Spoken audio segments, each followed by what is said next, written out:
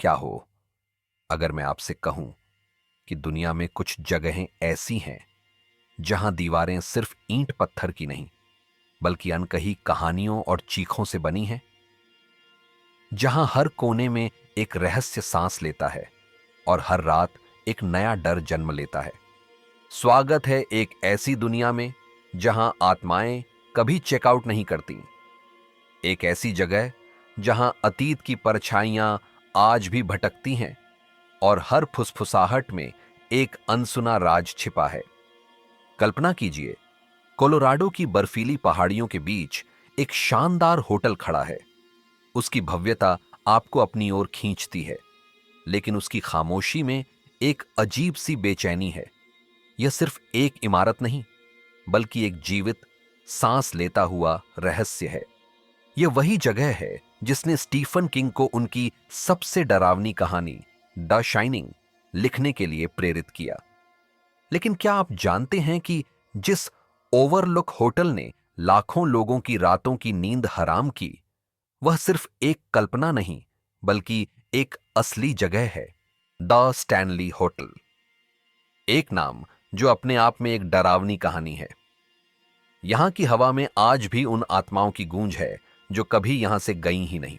बात है 1909 की, जब एक दूरदर्शी आविष्कारक फ्रीलान ऑस्कर स्टैनली टीबी से उबरने के लिए कोलोराडो की शुद्ध हवा में आए।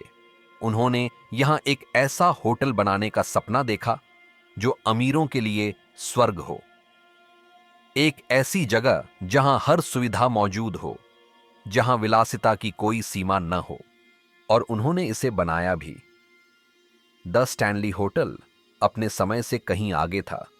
इसमें बिजली थी, टेलीफोन थे और यहां तक कि मेहमानों को लाने ले जाने के लिए अपनी स्टीमर गाड़ियां भी थीं। इसकी भव्यता आंखों को चकाचौंध कर देती थी, लेकिन इस चमक दमक के पीछे कुछ और ही पनप रहा था।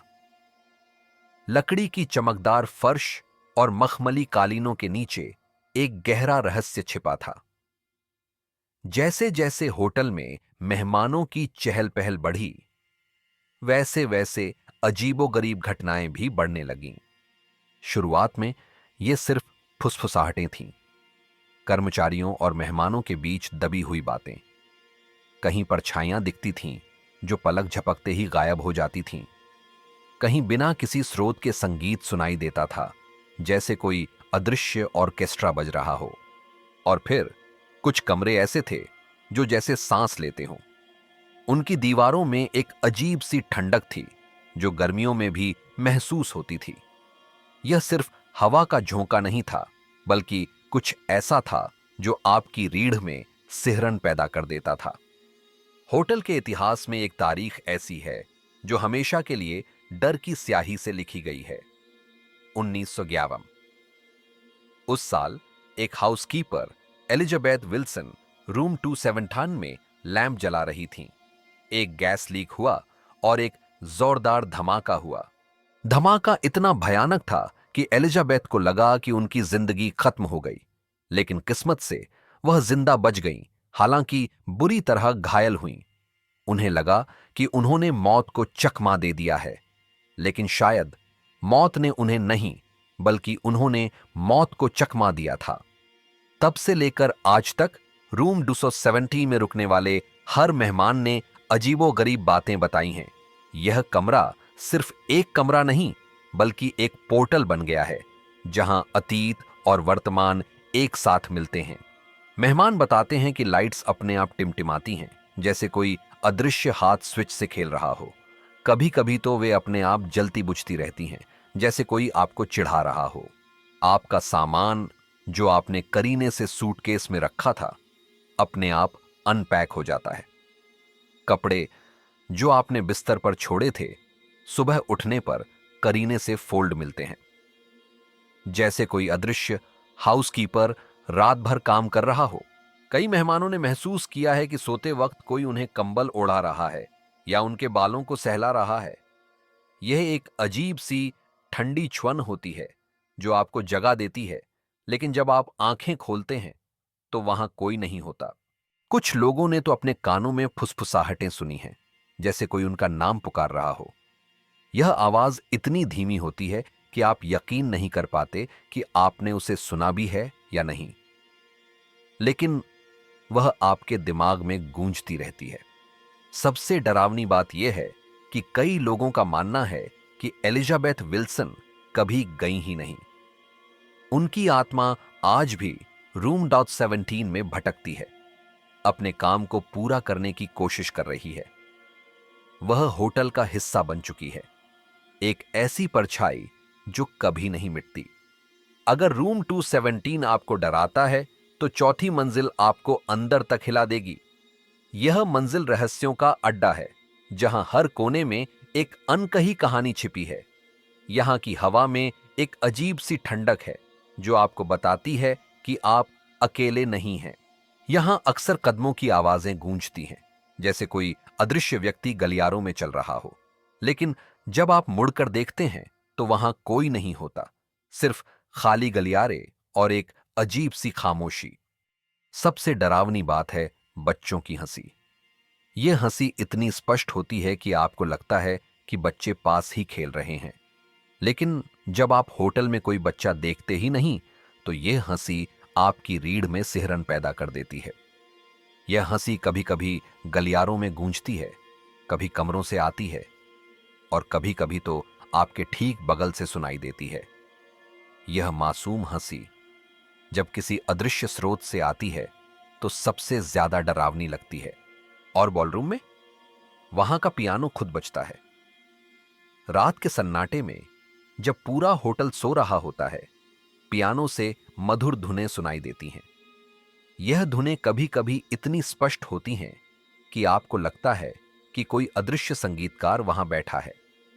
कर्मचारी कहते हैं कि यह फ्लोरा स्टैनली, संस्थापक की पत्नी है, जो अब भी अपना अंतिम संगीत बजा रही हैं। फ्लोरा को संगीत से बहुत प्यार था, और ऐसा लगता है कि उनकी आत्मा आज भी अपने पसंदीदा पियानो पर धुनें छेड़ती है। कई मेहमानों ने फ्लोरा की परछाई को बॉलरूम में नाचते हुए देखा है, एक हल्की सी धुंधली आकृति जो संगीत की धुन पर धीरे धीरे घूमती है और फिर अचानक गायब हो जाती है। चौथी मंजिल पर ठंडी हवाएं अक्सर महसूस होती हैं, भले ही खिड़कियां बंद हों। दरवाजे अपने आप खुलते और बंद होते हैं, जैसे कोई अदृश्य शक्ति उन्हें धकेल रही हो। और कुछ लोग कहते हैं, अगर आप रात को ध्यान से सुने, तो कोई आपका नाम पुकारता है। यह आवाज इतनी धीमी होती है कि आप उसे नजरअंदाज नहीं कर सकते। 1976 में स्टीफन किंग और उनकी पत्नी टैबिथा द स्टैनली होटल में रुके। यह ऑफ सीजन था और वे होटल में लगभग अकेले थे। उन्हें मिला कमरा 217, वही कमरा जहां एलिजाबेथ विल्सन का हादसा हुआ था।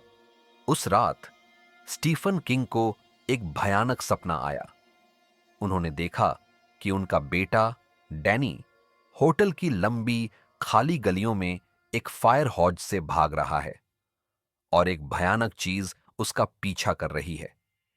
यह सपना इतना वास्तविक और डरावना था कि वह पसीने से तरबतर होकर जाग गए। वह उठे, एक सिगरेट जलाई और बालकनी में जाकर बैठ गए।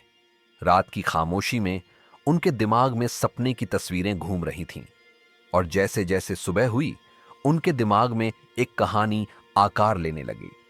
वह काल्पनिक ओवरलुक होटल, वह असल में वही था, द स्टैनली होटल, बस नाम बदला गया था। किंग ने होटल की भयानक सुंदरता, उसकी खाली गलियों और उसकी रहस्यमय आभा को अपनी कहानी में पिरो दिया।